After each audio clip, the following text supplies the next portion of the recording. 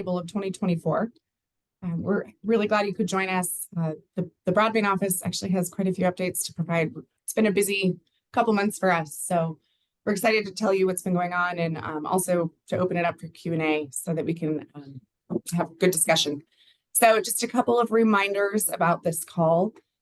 This is the meeting format is Q&A, really open time for you to ask questions, share your thoughts, have discussion with the Broadband Office staff. So we're all here on the call. And we do rely on these calls to ensure, we're focused on the right things, we're moving in the right direction, we're getting industry's input on our work here. So this is the time for you to interact with us. So please feel free to ask questions, share thoughts on these calls. We're going to start. First of all, these calls are recorded as well. So I just want to make sure that everybody knows that. And we're going to start by handing it to Jonas Durham, who is our newest member of the Colorado Broadband Office staff. So Jonas, can you introduce yourself, please? Absolutely. Thank you, Lauren. And good morning, everyone on the call. So yeah, my name is Jonas Durham. I am the new Senior Manager of Programs here at the CBO. Very excited to be on the team. A lot of you, I think, probably already know me. I was most recently the Fiber Development Manager at CDOT. So it's been a very natural transition going from CDOT over to the CBO. And before that, I was at Dish for 10 years and helped them lead their wireless division from the transport side. So a lot of experience on the industry side in telecom, and couldn't be more excited to be with the CBO. Such an awesome team here. So enough about me. Let's jump into some of the updates we have from the CBO. Starting with broadband equity, access, and deployment, also known as BEAD. Some very big updates regarding this grant. So volume 1 of our initial proposal for BEAD was approved by the NTIA on January 3rd. So this approval is a really big step forward and crucial for the process of deploying BEAD funding and reaching our goal of connecting 99% of Colorado by the end of 2027. So we're very excited about that. And then additionally, we've got volume 2, which is currently under review by the NTIA. We look forward to its approval as well. Talking about next steps. So now we are diving into developing project areas for BEAD and the implementation of a high cost per location threshold that will help determine the most cost-effective and strategic approach to those projects. You can stay informed on all things BEAD at the links below on this slide. Make sure you tune in and stay with us on any updates there. So another exciting update related to BEAD is the BEAD challenge process that is currently underway. So I will turn it over to Megan to tell you more about that. Megan? Great. Thanks, Jonas. Good morning, everyone. So the challenge process is underway. We opened up for accepting challenges on January 10th, last Wednesday, and we will be accepting challenges until February 9th. And next slide, Lauren. So who can participate? Hopefully you've all seen this before. Nonprofits, local and tribal governments, and broadband service providers. If you're wondering how to participate, first you need to have your Tier D or Tier E CostQuest license. And I'll mention briefly here, that is different from a FCC Tier 2 license, which you may all have for submitting data to the FCC in the broadband data collection. So if you don't have your Tier D license or Tier E license yet, make sure to go to our portal for instructions on how to request that. Once you have that license, you can register for access to our portal. And then we have lots of resources and guidance on the portal for how to actually submit challenges. We also have weekly office hours. The next one is tomorrow at 1 p.m. So if you have questions, you can come ask questions there or email us with additional questions. And then the link I have on this slide is for the challenge portal. So everything you need to know is on that site. And I think I'm handing it to Delia. Thanks, Megan, and good morning, everyone. I have kind of bittersweet news about the Affordable Connectivity Program. As last week, January 9th, over 242,000 households have enrolled in this amazing program. And that's around 31%, as you can see on the slides, and 7 million in investment. But as you might have heard this past Friday, the FCC announced that the Affordable Connectivity Program is expected to end in April, unless Congress appropriates additional funding. So we are waiting to hear from Congress. We're really hoping that they will refund this program that has been helping lots of citizens and lots of families here in Colorado. But the White House is in the process of wrapping up the program, and we are just expecting to hear from them probably by April to see if they will be allocating more funding for ACP. So the bipartisan legislation has been introduced to appropriate funding. As I mentioned before, we're asking for $7 billion to extend the program. After the White House already have asked for it for this before. But I would like to let you know that the CBO will be exploring alternatives to the ACP in the future, because we want our citizens to have access to the internet. Now I'm going to pass it to Paige. Thank you. So the CBO presented to the Joint Budget Committee on January 8th to request 2 FTE employees for a middle mile program within the CBO. This was a budget request, not a bill draft, but there is a copy of the slide deck presentation and audio recording if you're interested. The high cost support mechanism sunset review bill has been drafted, and there's a copy of it there. This basically just says that the high cost support mechanism should continue with minimal changes. We expect that bill to be assigned to a committee soon with a sponsor. And the OIT and CBO is pursuing their own bill to make changes to the Broadband Deployment Board and Broadband Deployment Fund. We are currently working with stakeholders on this. There's a broadband legislative stakeholder survey that's live now. It will be closing today. So if you haven't taken that survey, please do so. There's a link provided there. And we're continuing on with broadband legislative stakeholder calls every Wednesday at 1. If you haven't registered, you can. There's a link provided there as well. So we look forward to working with you this legislative session. Thank you. And passing it off to Brandy. Great, thanks, Paige. So big news on the funding front for CBO. As you guys know, if you've been paying attention, this month is a big month for us, and this year is a big year for us. And we kicked off 2024 with our announcement of the Capital Projects Funds Awards. We awarded $113.5 million to 27 broadband projects across 20 counties in our state. This will connect nearly 19,000 households and businesses. So we're really excited about that. The team did a great job. All of our stakeholders did a great job of helping inform how we execute that program.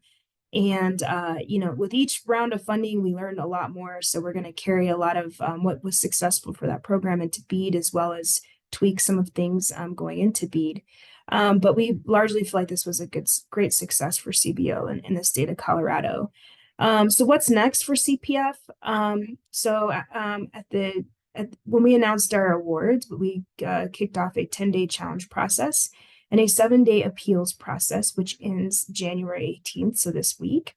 Awards have until the end of 2026 to complete projects and spend all project money. So we will be tracking this as we go with the projects that have been awarded, setting milestones for our subgrantees to reach, so that we can make sure that we don't have to give any money back to the federal government. And CBO assigns technical staff to each project to monitor compliance, progress, and check-ins. So this will be part of helping all of our subgrantees, setting them up for success in the implementation and execution of CPF. And so we have that already in place.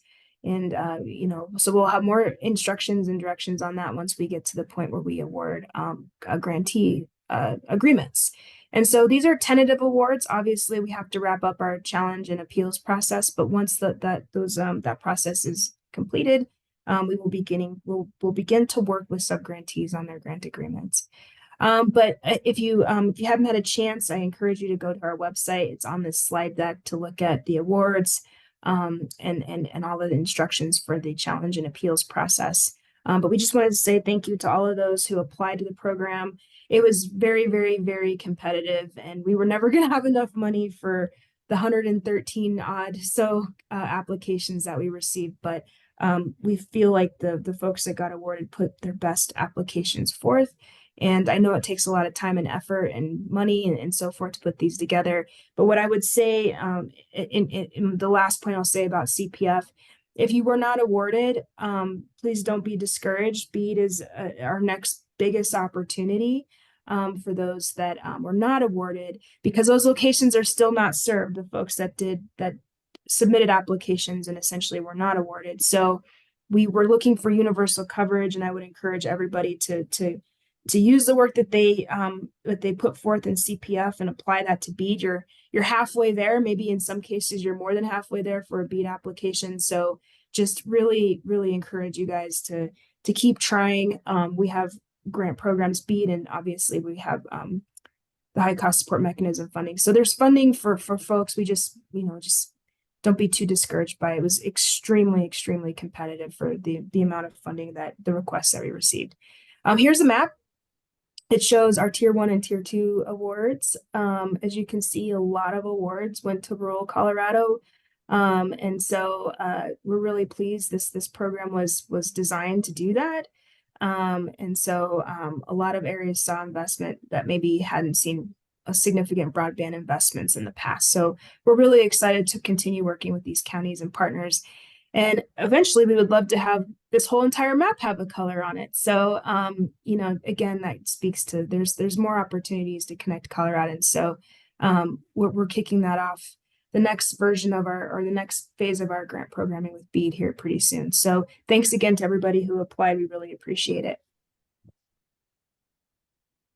Okay. Thanks, Brandy. Thank you, everybody. Now it's your time to ask us any questions. So open discussion, you can raise your hand and ask your question on camera, or you can drop your question into the chat and I can read it aloud for the team. So we will take questions at this time.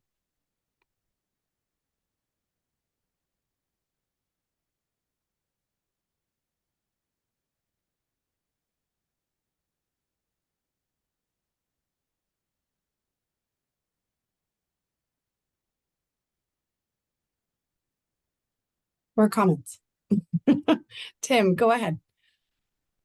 Hey, sorry, I'm on my phone, so I'm not going to turn my camera on here. But That's fine. Yeah. Thanks so much for putting all this together. Really helpful information. Just a couple quick questions about the challenge process.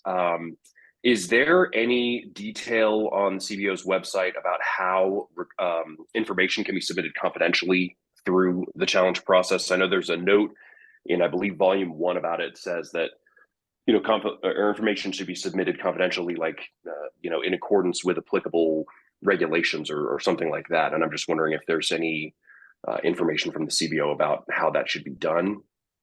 Another quick question, kind of same subject, if there's any issue withdrawing a challenge for any reason during that challenge period. So if a challenge is submitted, if it turns out that challenge needs to be withdrawn, is there a process for that? Is that acceptable? Is that something that can be accepted? And then final question on the challenge process is, if a challenger submits a challenge for locations in an area on the basis of a planned service challenge, if there's no existing provider that serves that area, is anybody eligible to rebut that challenge?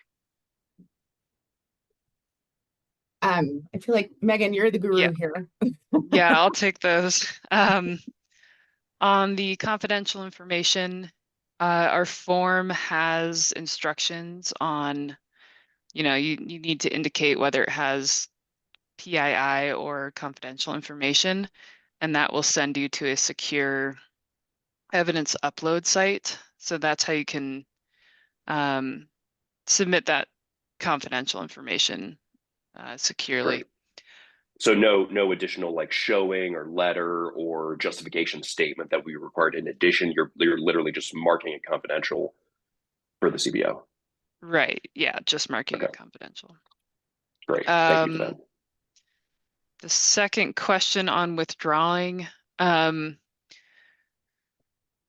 we didn't actually build that into our process, but that's a good question. I think we can accept withdrawn challenges. I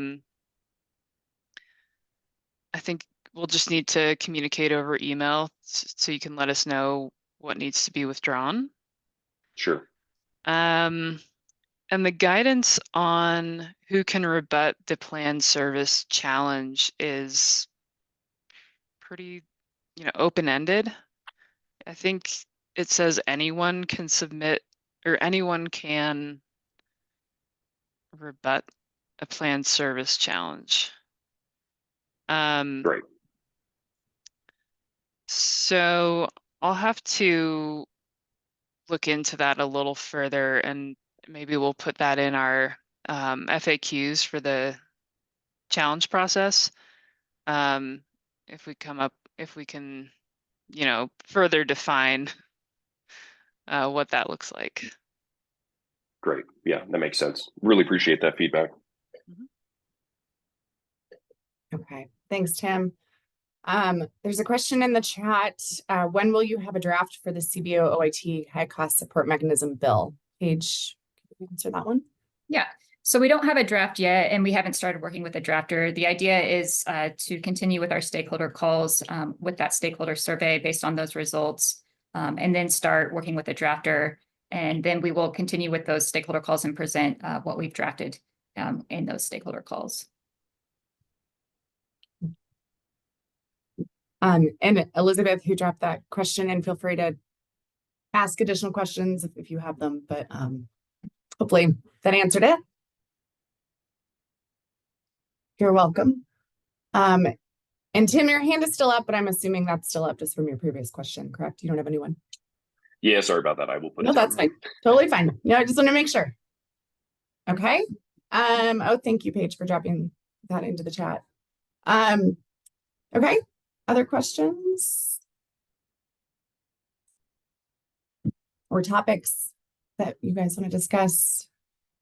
CBO staff, I turn that to you too. If there's any topics that you want to discuss with this group, feel free to bring it up.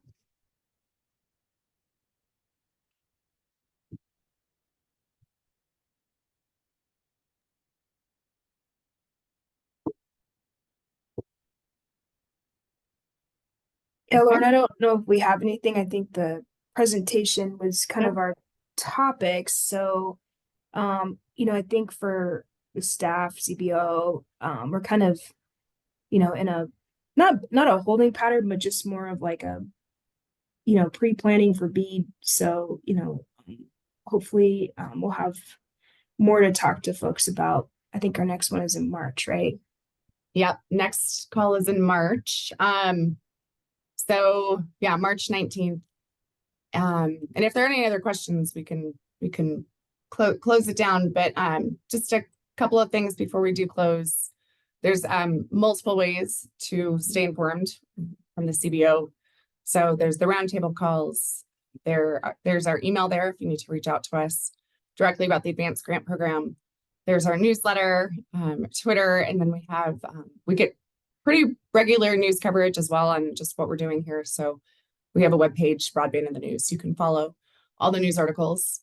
And then also there's a programs team, which actually we need to update this slide. I just realized Kendall is now supporting more of the compliance piece, but Ali and Michael are both still there, and then Jonas as well. So everyone does have direct contact to the CBO staff based on what region you're in. So if there are not any other questions, we can say thank you and close it down. And we appreciate your time.